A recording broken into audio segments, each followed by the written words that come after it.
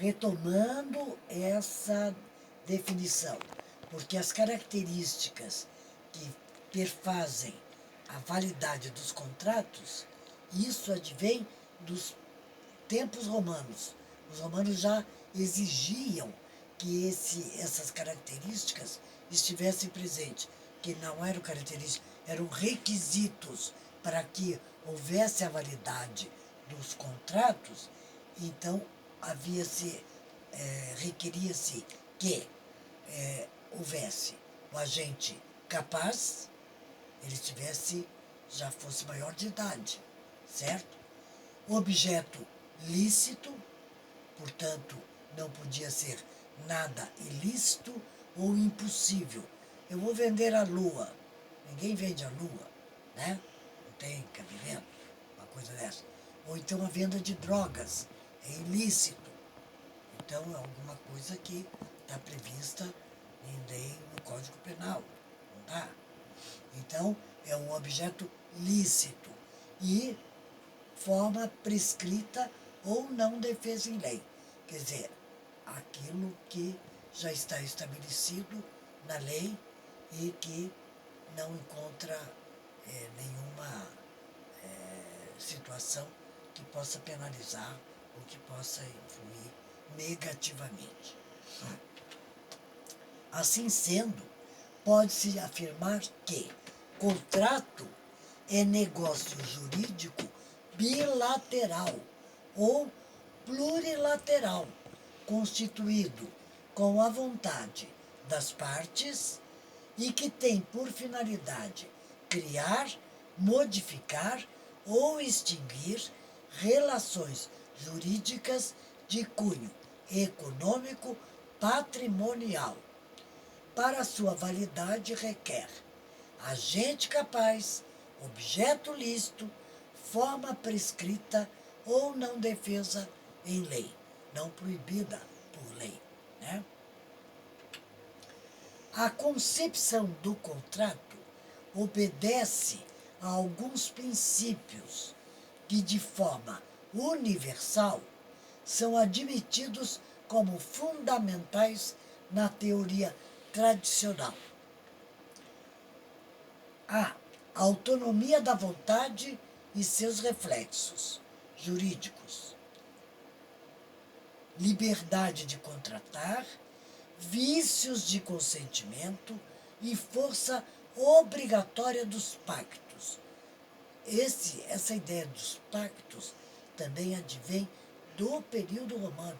Portanto, há séculos que isso permanece sendo colocado em prática nos negócios, né, nos contratos, que são mesmo aqueles que eram feitos, como diz o ditado, no fio do bigode, né? Então, 3 aspectos da autonomia da vontade e seus reflexos jurídicos: liberdade de contratar, vícios de consentimento, né? A pessoa tem que consentir, e força obrigatória dos pactos. B, do consensualismo, consenso entre as partes.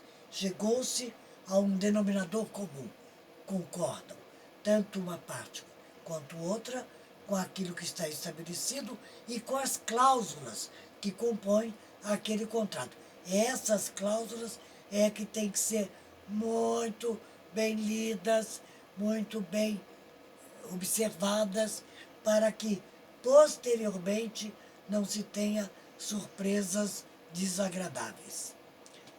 C, da relatividade dos efeitos. D, da igualdade de direitos e deveres entre as partes. E, da boa-fé.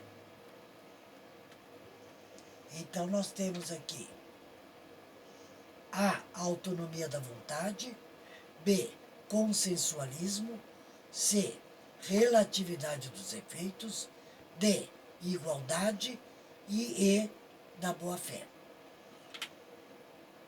O princípio da autonomia da vontade considera que a obrigação contratual tem como nascedouro à vontade humana. Se não quiser, você não vai fazer alguma coisa que você não tenha vontade de fazer. As partes devem sempre expressar a vontade. As declarações de vontade vinculam os contratantes, permanecendo válida a norma criada pela vontade efetiva das partes. O direito contratual clássico considera a vontade como causa primeira do direito, sendo a vontade das partes contratantes o elemento nuclear, a fonte de legitimação da relação jurídica contratual e não a autoridade da lei. Então, por isso que diz que a vontade das partes, o contrato, expressando a vontade das partes, ele faz lei entre as partes. Por isso que se fala isso, que existe esse lema, né? Segundo Caio Mário da Silva Pereira, de modo geral, o princípio da autonomia da vontade pode ser enunciado como a faculdade que têm as pessoas de concluir livremente seus contratos. Assim, o contrato nasce da declaração de vontade livre, pelo consentimento dos contratantes e pela força obrigatória, vinculante entre as partes. As consequências jurídicas, tais como o princípio da autonomia da vontade, exige a liberdade de contratar e de não contratar, da escolha com quem contratar, das condições e formas contratuais, ou seja, dogma da liberdade de contratar. B. Que a vontade livre e autônoma das relações contratuais não apresente vícios ou defeitos, originando a teoria dos vícios de consentimento. C. Todas as convenções contratuais devem obrigar àquilo que está convencionado entre as partes, pois quem promete dar ou fazer alguma coisa deve ser obrigado a cumprir a obrigação pelo Estado, pela força obrigatória dos contratos, porque daí, na justiça, a justiça vai dizer, não, mas o contrato estabelece o cumprimento das partes em relação a isto e aquilo. Cada qual tem suas obrigações contratuais. Da liberdade de contratar, sobre 4 aspectos. A. Pela faculdade de contratar ou não contratar, ou seja, pelo arbítrio de decidir segundo os interesses e conveniências de cada um, se e quando estabelecerá com outro um negócio jurídico contratual. B. Pela liberdade de escolha com quem contratar. C.